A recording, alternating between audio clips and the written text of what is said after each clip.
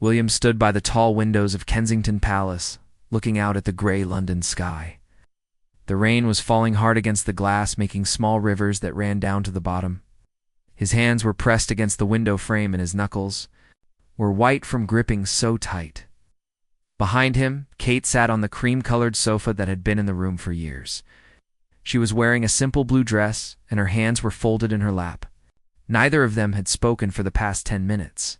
The phone call had come at 8 in the morning while they were having breakfast with their children. William had answered it, thinking it was about their schedule for the day.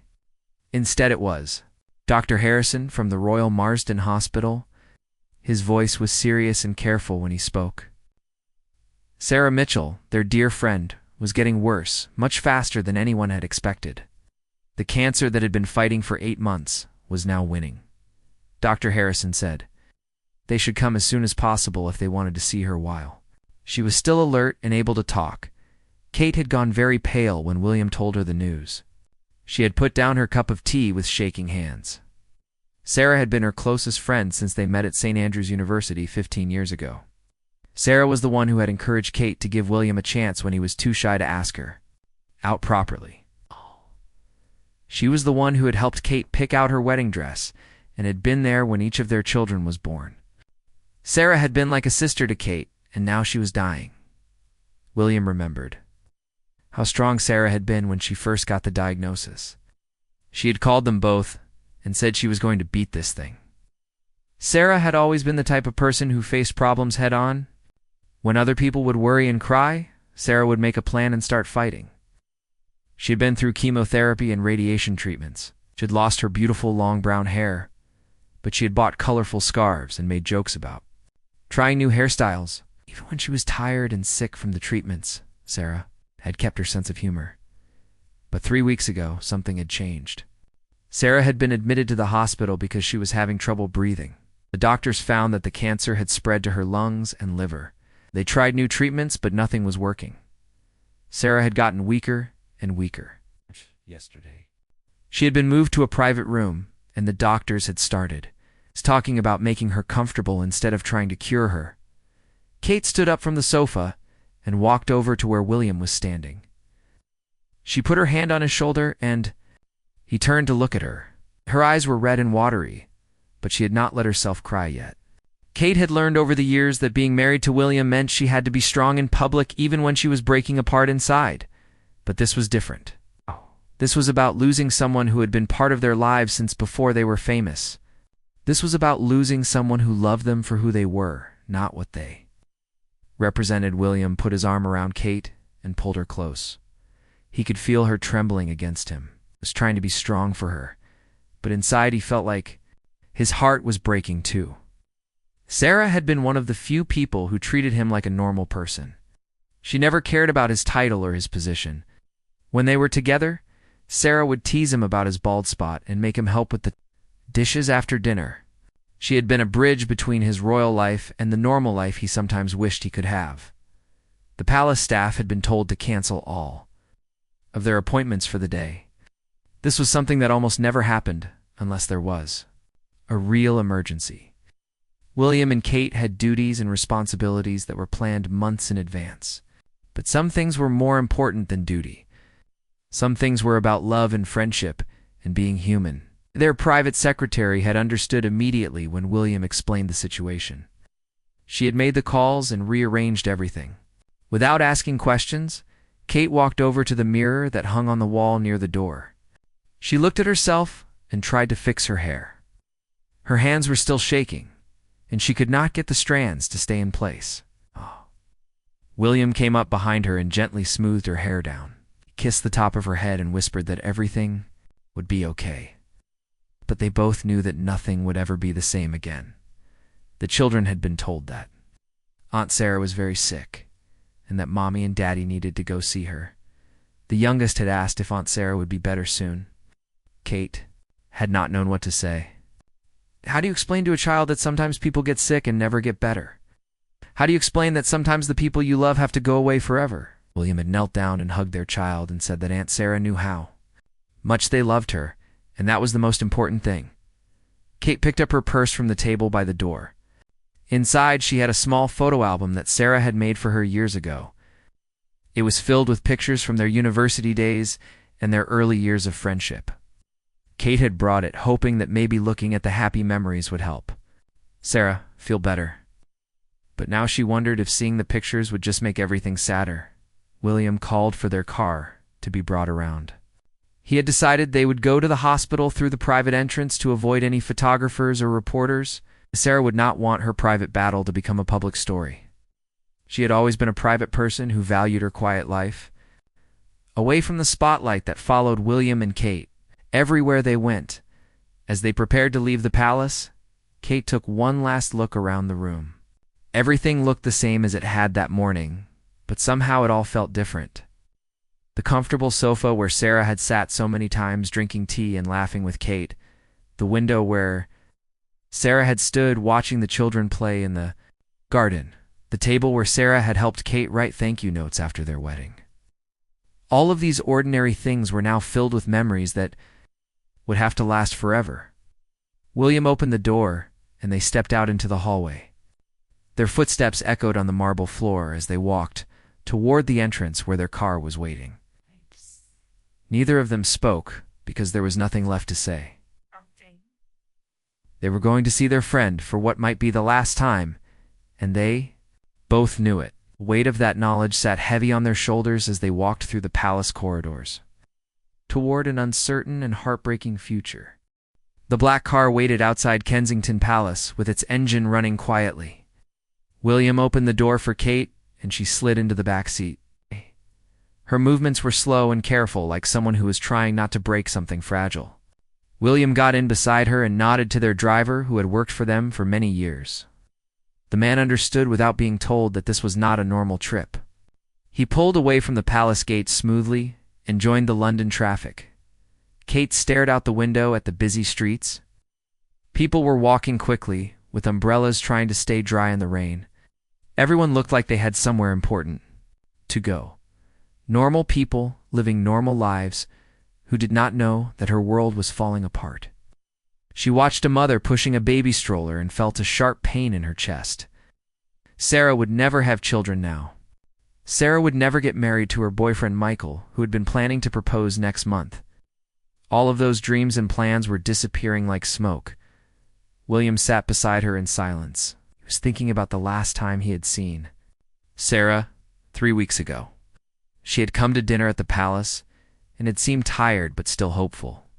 She had talked about a new treatment the doctors wanted to try. She had made jokes about how the hospital food was terrible and how she was looking forward to Kate's cooking again. William had promised they would have a big celebration dinner when she got better. Now that promise felt like a lie, even though he had meant it with all his heart. The car moved through the streets of London, past shops and cafes and parks. Kate remembered walking through these same streets with Sarah when they were young and carefree. They had spent hours looking in store windows and talking about their futures. Sarah had wanted to be a teacher and help children learn to love reading. She had gotten her dream job at a primary school in Chelsea 2 years ago. The children in her class adored her because she made learning fun with games and stories and silly voices. William reached over and took Kate's hand. Her fingers were cold, despite the warm car. He rubbed her hand gently, trying to bring some warmth back to it. Kate looked at him and tried to smile, but her lips would not curve upward. She was grateful that he was there with her. She could not imagine facing this alone. William had always been her anchor when things got difficult. Even before they were married, he had been the steady, calm presence that helped her navigate the strange world of being royal. The traffic was heavy, and they moved slowly through the city center. Kate found herself getting impatient, even though she was also dreading their arrival at the hospital. She wanted to see Sarah, but she was terrified of what she would find. The last time Kate had visited Sarah in the hospital, her friend had looked so small in the big hospital bed. Sarah had always been petite, but illness had made her seem to disappear into herself. Her face had been pale, and her eyes had seemed too big for her head. William was remembering the phone call from Michael 2 days ago. Sarah's boyfriend had been crying when he called. Michael had said that Sarah was asking for William and Kate, but the doctors were not sure how much longer. She would be conscious and alert. Michael had begged them to come soon. His voice had been broken and desperate. William had promised they would come as soon as they could arrange their schedules. Now he wished they had dropped everything and gone immediately. The car turned onto a quieter street lined with tall trees. Kate could see the hospital building in the distance. It was a modern building made of glass and steel that looked cold and impersonal. She had visited this hospital many times in her official capacity. As a patron of various medical charities, she had opened new wings and met with doctors and patients, but those visits had been carefully planned events with photographers and speeches. This visit was raw and real and private. Kate opened her purse and looked at the small gifts she had brought for Sarah. There was a book of poetry that Sarah had mentioned wanting to read. There was a small stuffed elephant that looked like one Sarah had loved as a child. There was also a letter that Kate had written the night before but had not been able to finish. How do you write a goodbye letter to someone who has been like a sister to you? How do you put 15 years of friendship into words on paper? William was thinking about what he would say to Sarah. He had always been better with actions than words. As a member of the royal family, he had been trained to give speeches and make public statements, but talking about personal feelings had never been easy for him. Sarah had always understood this about him. She never pushed him to talk about things he found difficult. She just accepted him as he was and loved him anyway. The car pulled into the hospital car park and found a space near the back entrance. This entrance was used for VIP visitors and people who needed privacy. William had called ahead to arrange for them to enter this way. He did not want photographers bothering other patients and families who were dealing with their own medical emergencies. The hospital had been very understanding and had promised to keep their visit completely confidential. Kate took a deep breath as the car came to a stop. Through the windscreen, she could see the glass doors of the hospital entrance. Behind those doors, Sarah was waiting for them. Sarah, who had been her maid of honor and her children's godmother. Sarah, who had held her hand during labor pains and celebrated every milestone of their marriage. Sarah, who had never asked for anything in return for all the love and support she had given over the years. William squeezed Kate's hand one more time before opening the car door. The rain had stopped, but the air was still damp and heavy. They walked quickly toward the hospital entrance with their heads down. Kate's heels clicked on the wet pavement. William's hand was on her back, guiding her gently forward. Both of them were trying to prepare themselves for what they would find inside, but nothing could really prepare them for seeing someone they loved dying. The automatic doors slid open, and they stepped into the bright fluorescent lighting of the hospital lobby. The smell of disinfectant and floor cleaner filled their nostrils. Kate had to stop for a moment to steady herself. The reality of where they were and why they were there hit her like a physical blow. William put his arm around her waist and whispered that they could do this together. They had faced difficult things before, and they would face this too. But even as he said the words, William knew that this was different from anything they had ever experienced before. A nurse in blue scrubs was waiting for them at the hospital reception desk. She had kind eyes and a gentle smile that made Kate feel slightly less afraid.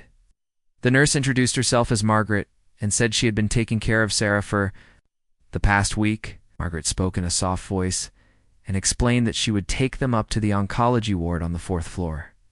She led them toward a private elevator that was reserved for family members and VIP visitors.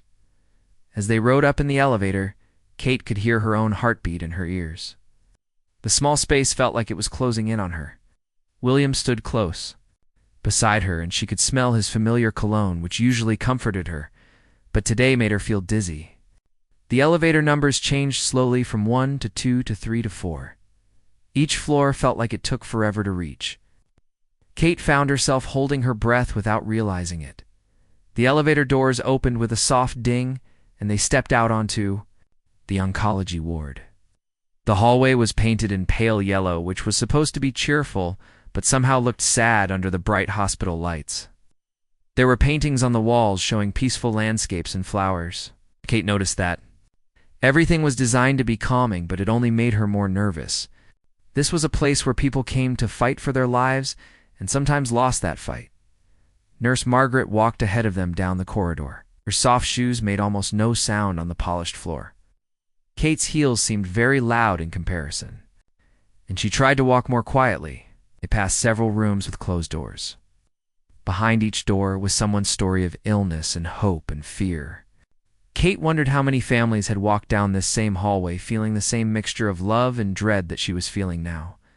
William was looking at the room numbers as they walked. Room 401, 402, 403. Sarah was in room, God, 407 according to what Dr. Harrison had told them on the phone. Each step brought them closer to seeing their friend in what might be her final days. William had visited many hospitals during his royal duties, but he had never felt this personal connection to the suffering that happened within these walls. This was not about cutting ribbons or making speeches. This was about someone he loved who was dying. They stopped outside room 405 when they heard a familiar voice calling their names. It was Michael, Sarah's boyfriend, coming out of the family waiting room. He looked like he had not slept in many days. His usually neat hair was messy, and his clothes were wrinkled. His eyes were red from crying, and his face was pale. When he saw William and Kate, he seemed to crumble with relief that they had come. Michael hugged Kate first, and she could feel him shaking. He held on to her tightly, like she was a lifeline in a storm. Then he shook hands with William, but it turned into another hug because words were not enough for what they were all feeling. Michael had been planning to ask Sarah to marry him next month. He had already bought the ring and had been planning a romantic proposal at their favorite restaurant. Now, instead of planning a wedding, he was planning a funeral. They sat down together. In the family waiting room, which had comfortable chairs and soft lighting, Michael explained that Sarah had been moved to a single room yesterday because she needed more care and monitoring. The doctors were giving her medication to help with the pain, but they had stopped the aggressive treatments. They were now focused on keeping her comfortable and allowing her to spend time with the people she loved most. Michael told them that Sarah had good moments and bad moments throughout each day. In the mornings, she was usually more alert and able to have conversations. But by afternoon, she became very tired and often slept for hours at a time. The medication made her drowsy, but it also took away the worst of the pain that had been making her suffer. Michael said the doctors thought she had maybe a week left, but possibly less. Kate started crying when Michael said this. She'd been trying to stay strong, but hearing the timeline made everything feel more real and urgent. William handed her tissues from a box on the table and rubbed her back while she cried. Michael started crying too, and for several minutes the three of them just sat together in their shared grief. None of them tried to say that everything would be okay, because they all knew it would not be okay. After a few minutes, Michael wiped his eyes and continued talking. He said that Sarah had been asking for them every day since she had been in the hospital. She had something important she wanted to tell them and something special she wanted to give them.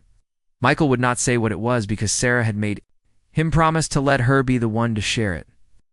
But he said it was something that would mean a lot to them and something that showed how much their friendship had meant to Sarah over all these years. Michael also told them that Sarah had been working on something during her good moments over the past few weeks. She had been writing letters and organizing things with the help of a social worker from the hospital. Sarah had always been very organized and thoughtful about planning ahead. Even while she was fighting for her life, she was thinking about other people and how she could help them or make them happy.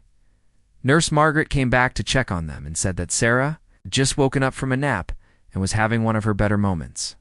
She suggested that now would be a good time for their visit. Margaret warned them that Sarah looked very different from how they remembered her. The illness and treatments had changed her appearance quite a bit.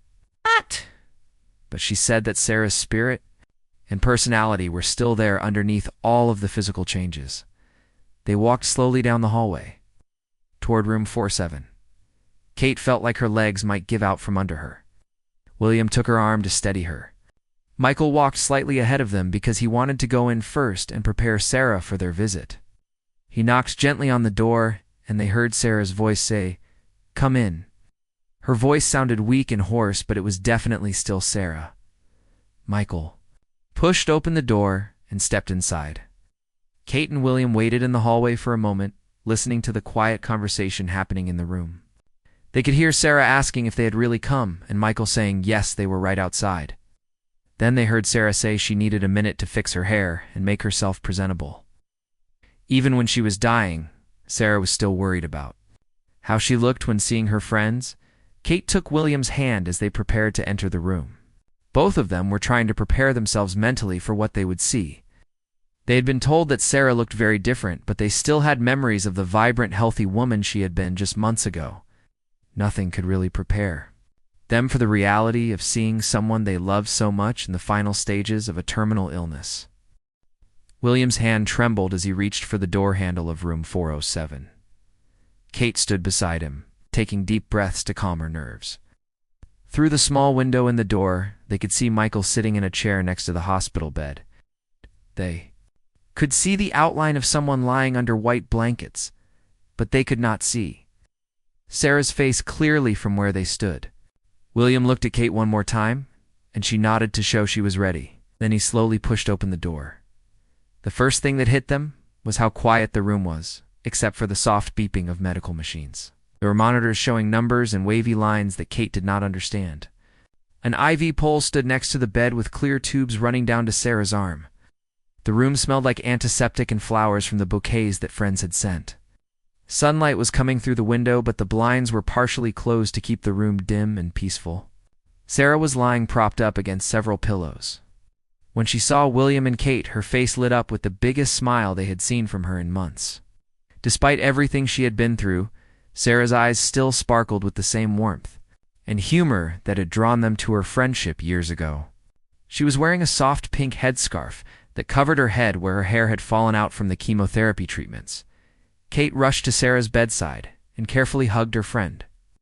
Sarah felt so fragile in her arms, like a bird with delicate bones that might break if held too tightly. Kate had to fight back tears when she felt how much weight Sarah had lost. The vibrant woman who used to hike mountains and play tennis had become almost weightless. But when Sarah hugged her back, Kate could feel that her friend's spirit was still strong, even if her body was failing. William approached more slowly and gently took Sarah's hand. Her fingers were thin and cold, but she squeezed his hand with surprising strength. Sarah looked up at him and said she was so glad he had come. She thanked him for canceling his important meetings to be there with her. William told her that nothing was more important than being there for her right now. He meant every word, and Sarah could hear the sincerity in his voice. Sarah asked them to sit down and make themselves comfortable. Kate pulled a chair close to the bed while William sat on the other side.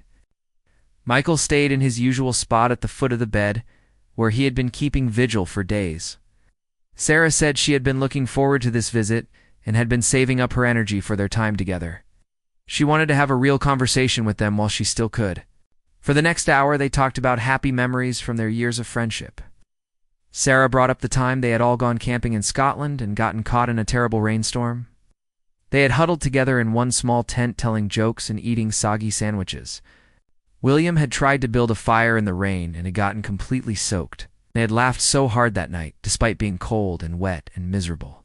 Sarah also remembered Kate's wedding day and how nervous Kate had been that morning. Sarah had been the one to calm Kate's nerves by reminding her that William loved her completely and that everything would be perfect. Sarah had helped Kate get dressed and had made sure her veil was arranged properly. She had been the last person to hug Kate before she walked down the aisle to marry the man she loved. They talked about the births of William and Kate's children and how excited Sarah had been to become their godmother. Sarah had been one of the first people to hold each baby. She had sung lullabies and changed diapers and had loved those children like they were her own. Sarah said that watching William and Kate become parents had been one of the greatest joys of her life. As they talked, Kate noticed that Sarah would sometimes pause and close her eyes when waves of pain washed over her. The medication helped, but it did not take away all of the discomfort. Sarah never complained about the pain, but Kate could see it in the way she would grip the blanket or take shallow breaths. Michael would adjust her pillows or give her ice chips to suck on without being asked, because he had learned to read the signs. After a while, Sarah said she had something important to tell them. She had been thinking a lot about her life and the people who had meant the most to her. She said that William and Kate had given her the greatest gift anyone could give, which was true friendship. They had loved her for who she was and had never made her feel like she was less important because she was not famous or royal. Sarah reached over to her bedside table and picked up a thick folder that had been sitting there. She said she had been working on something special for them during her time in the hospital. With Michael's help, she had been organizing photos and writing letters. She had also been making some important decisions about how she wanted to be remembered, how she wanted to help other people, even after she was gone. Sarah opened the folder and showed them the first page. It was a letter addressed to William and Kate's children. She had written individual letters to each child explaining how much she loved them and sharing special memories of their times together. She wanted the children to have something from her that they could read when they were older and would understand what she meant to their family. But that was not all Sarah had prepared. She showed them documents for a scholarship fund that she was setting up with the money from her life insurance policy. The scholarship would help young people who wanted to become teachers but could not afford the education. Sarah said she had always believed that teachers could change the world one student at a time. This would be her way of continuing to make a difference even after she was gone. Sarah also showed them a memory book she had been creating with help from the hospital staff. It was filled with photos from their 15 years of friendship. There were pictures from university, from holidays, from quiet evenings spent together. Each photo had a caption written in Sarah's handwriting, describing the memory and why it was special to her.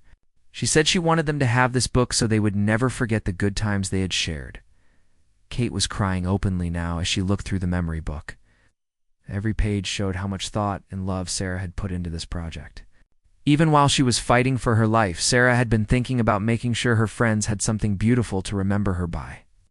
William had to wipe his eyes several times as Sarah explained each section of the book and why she had chosen certain photos to include. Sarah closed the memory book and placed it gently on the blanket covering her legs. She looked at William and Kate with eyes that seemed to hold a secret. Despite her weakness, there was something almost mischievous in her expression that reminded them of the old Sarah who had always loved surprises. She told them there was one more thing she wanted to share, but it was not in the folder.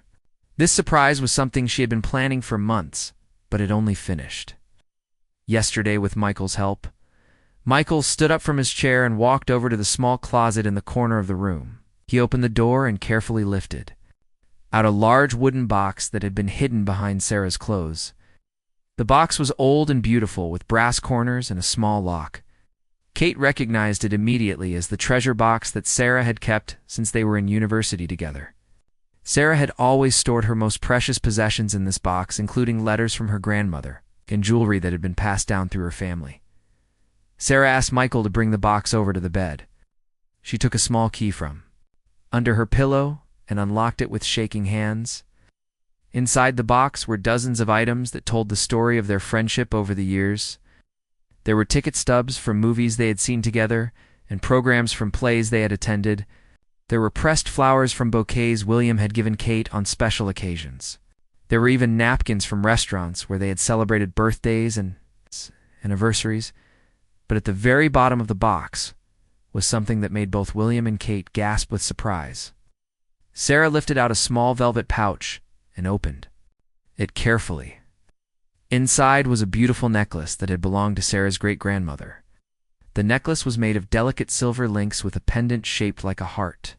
Sarah explained that this necklace had been in her family for 4 generations and was supposed to be passed down to the eldest daughter. Sarah had no sisters and no daughters of her own. She had always planned to give the necklace to her own daughter someday, but that dream was not going to come true. Instead, she wanted Kate to have it and someday pass it on to her own daughter. Sarah said that Kate had been like a sister to her, and she could not think of anyone more deserving to carry on this family tradition. Kate tried to protest, saying the necklace was too precious and should stay in Sarah's family. But Sarah insisted that Kate was her family in every way that mattered. She said that blood did not make a family, but love did, and Kate had been her chosen sister for 15 years. Sarah asked Kate to promise that she would tell her daughter the story of the necklace and the woman who had wanted her to have it. William helped. Kate put on the necklace, and Sarah smiled when she saw how perfectly it suited her friend. The silver caught the light from the window and seemed to glow against Kate's skin. Sarah said that her great-grandmother had worn this necklace on her wedding day and had believed it brought good luck and love. She hoped it would continue to bring happiness to Kate's family for generations to come. Sarah then reached into the box again and pulled out a small leather journal. She explained that she had been writing in this journal every day since her diagnosis 8 months ago. The journal contained her thoughts about life and death and love and friendship. She had written about her fears and her hopes and her gratitude for all the good things she had experienced. But most importantly, she had written about William and Kate and how much their friendship had meant to her. Sarah said she wanted them to read the journal after she was gone, but not before. She said there were things in it that might be too sad to read while she was still alive, but that would hopefully bring them comfort later. The journal also contained instructions for how Sarah wanted her memorial service to be held. She wanted it to be a celebration of life rather than a sad goodbye. She wanted people to share happy memories and laugh about the good times they had shared.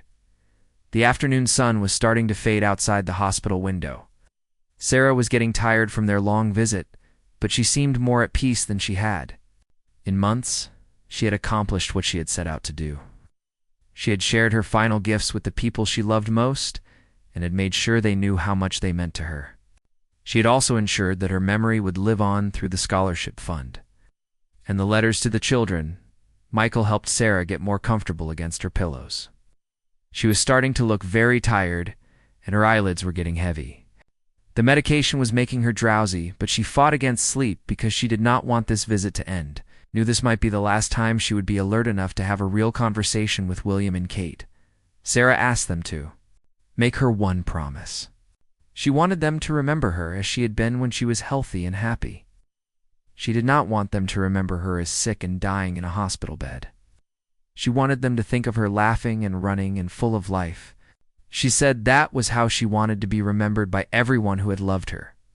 Kate leaned over and kissed Sarah's forehead. She promised that she would remember all the good times and would make sure the children remembered their godmother as someone who had loved them completely. William squeezed Sarah's hand and promised that they would take care of Michael and would make sure. Sarah's wishes were carried out exactly as she wanted. Sarah smiled and closed her eyes for a moment. When she opened them again, she looked directly at William and Kate and said the 3 words that would stay with them forever. She said, "Thank you for loving me." Then she closed her eyes again and drifted off to sleep with a peaceful expression on her face. William and Kate sat quietly beside the bed for a few more minutes, watching their friend sleep. They could see that she was no longer in pain, and that brought them some comfort.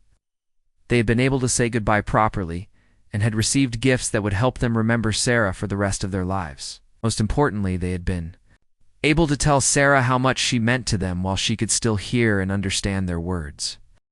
William and Kate quietly gathered their things from beside Sarah's hospital bed.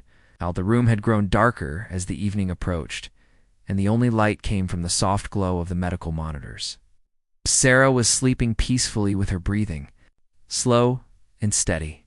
The pain medication was keeping her comfortable, and her face looked relaxed for the first time in weeks. Michael had pulled his chair closer to the bed and was holding Sarah's hand gently. Kate carefully placed the memory book and the leather journal in her bag, along with the small gifts she had brought for Sarah. The stuffed elephant sat on the bedside table where Sarah could see it when she woke up. The poetry book lay open to a page with a poem about friendship that Sarah had asked Kate to read aloud earlier. These small things seemed so important now as connections between their past and this difficult present. Michael walked with them to the door of the hospital room. He looked exhausted, but also somehow relieved that Sarah had been able to share her final gifts with her dearest friends. He told them that Sarah had been working on these preparations for weeks and had been worried that she might not have the strength to give them everything she had planned. Seeing William and Kate had given Sarah a sense of completion and peace that Michael had not seen in her for months. They stood together in the hallway, outside room 47, talking in whispers. Michael said the doctors thought Sarah had maybe a few more days, but possibly less. Her body was shutting down slowly, but peacefully. Ow. The medical staff was doing everything they could to keep her comfortable and free from pain. Michael planned to stay with Sarah around the clock so she would not be alone. He had taken leave from his job and was sleeping in the chair beside her bed. Every night, William promised Michael that he and Kate would return tomorrow if Sarah was still able to have visitors. Michael said he would call them if anything changed during the night. He gave them both long hugs and thanked them for coming and for being such wonderful friends to Sarah. He said it meant everything to Sarah to know that she was loved and would be remembered by people who had shared so many important moments of her life. Kate looked back through the small window in the door one more time. Sarah was still sleeping peacefully with the silver necklace around her own neck, catching the light from the monitors. Kate touched the matching necklace that Sarah had given her and felt the weight of the family history it carried. She thought about Sarah's great-grandmother, who had worn this necklace on her wedding day, and wondered what kind of woman she had been. They walked slowly back down the hospital corridor toward the elevator. The same peaceful paintings hung on the walls and the same soft lighting created a calm atmosphere. But everything felt different now. They were leaving as changed people, carrying precious gifts and memories that would last forever. The weight of Sarah's love and generosity filled their hearts even as they grieved for what they were losing in the elevator going down. William and Kate stood close together without speaking. They were both processing everything that had happened during their visit. The Sarah they had seen today was dying, but she had also been more alive and present than she had been in months. She had used her remaining energy to give them gifts. That showed how much their friendship had meant to her over the years. When they reached the lobby, Kate suddenly stopped walking. She turned to William with tears in her eyes and said she did not know how to say goodbye to someone who had been such an important part of their lives. William put his arms around her and said they did not have to say goodbye because Sarah would always be with them in their hearts and memories. The scholarship fund would help other people for years to come, and the letters to their children would keep Sarah's voice alive in their family. Their car was waiting outside the hospital in the same spot where they had left it hours earlier. The driver opened the door for them, and they settled into the back seat for the journey home. London looked different in the evening light, with street lamps beginning to come on and people hurrying home from work. Normal life was continuing all around them, but their own world had been forever changed by the afternoon they had spent with Sarah. Kate opened her bag and looked at the memory book again. She turned to a page with a photo of the three of them from last Christmas. They were all laughing at something silly that had happened during dinner. Sarah looked healthy and happy with bright eyes and a genuine smile. This was exactly how Kate wanted to remember her friend, and she was grateful that Sarah thought to preserve these moments in photographs. William was thinking about the scholarship fund that Sarah had established.